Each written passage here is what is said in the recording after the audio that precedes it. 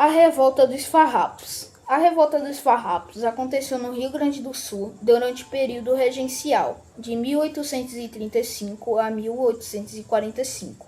Portanto, estendeu-se até parte do Segundo Reinado. Apesar da longa duração dessa revolta, 10 anos, os combates foram de baixa intensidade e concentrados em confrontos de cavalaria que resultaram em 3.000 mortes.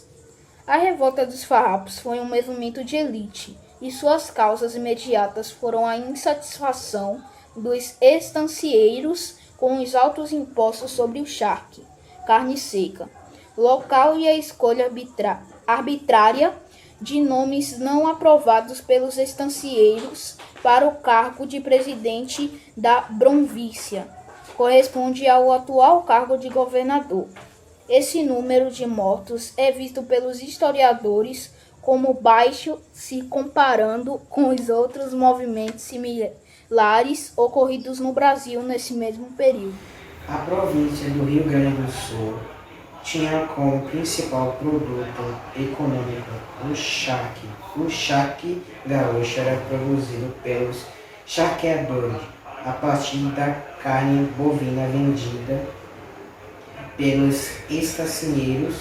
Esses grupos faziam parte da elite econômica dessa província e estavam descontentes com a política de altos impostos cobrados sobre esse produto pelo governo brasileiro. O charque abastecia os mercados do Sudeste e Nordeste, principalmente porque era alimento básico dado aos escravos. Assim, a economia gaúcha era voltada para o mercado interno e tinha como grandes concorrentes os produtores de charque da Argentina e do Uruguai. Esse produto estrangeiro, no entanto, era pouco taxado, o que tornava essa mercadoria mais competitiva que a nacional. A grande exigência dos estancieiros gaúchos era que o produto estrangeiro recebesse uma taxação como forma de proteger os produtos nacionais e assim tornar os preços do produto gaúcho competitivos. A negligência do governo em relação à insatisfação dos estancieiros com a política fiscal sobre o charque. Essa foi a principal razão que deu início à Revolta Gaúcha. A Revolta dos Farrapados foi uma soma de motivos mencionados e iniciou em 20 de setembro de 1835. Oficialmente, nesse momento, o movimento era apenas uma revolta local, que foi uma resposta à nomeação de presidente de província, não apoiado pelos estancieiros. Esse movimento ganhou uma dimensão quando foi proclamada pelos estancieiros a República Rio-Grandense, também conhecida como a República do Piratini, em 1836. Esse evento foi muito discutido entre os historiadores sobre a Revolta dos Farrapados. Era um movimento de caráter separatista que se uniria com o Uruguai ou Argentina, ou se apenas buscava forçar o governo a conceder a maior autonomia para a província. Um dos grandes nomes que lideram a luta dos farrapos foi o Lento Gonçalves, um rico estacieiro que inclusive presidiu a República Rio-Grandense. Outros nomes importantes foram do revolucionário italiano Giuseppe Garibaldi, que também atuou na unificação italiana, e do militar David Conabarro. A Revolta dos Farrapos espalhou-se ainda para a região de Santa Catarina, quando Giuseppe Garibaldi e David Canabarro lideram as tropas gaúchas e conquistaram na inauguração lá a República Juliana em julho de 1879. Essa república,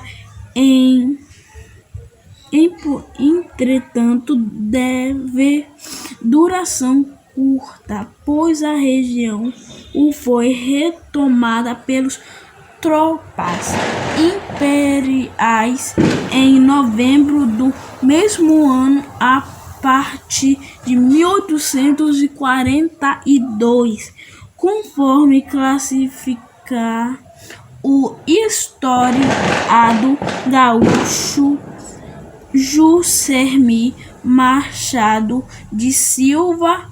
A guerra se transformou numa guerra. Juscelino Machado de Silva se tornou uma guerra travada entre os farrapos e o governo imperial, transformou-se em uma guerra de guerrilha, uma vez que as forças do farrapos já estavam consideravelmente prejudicadas.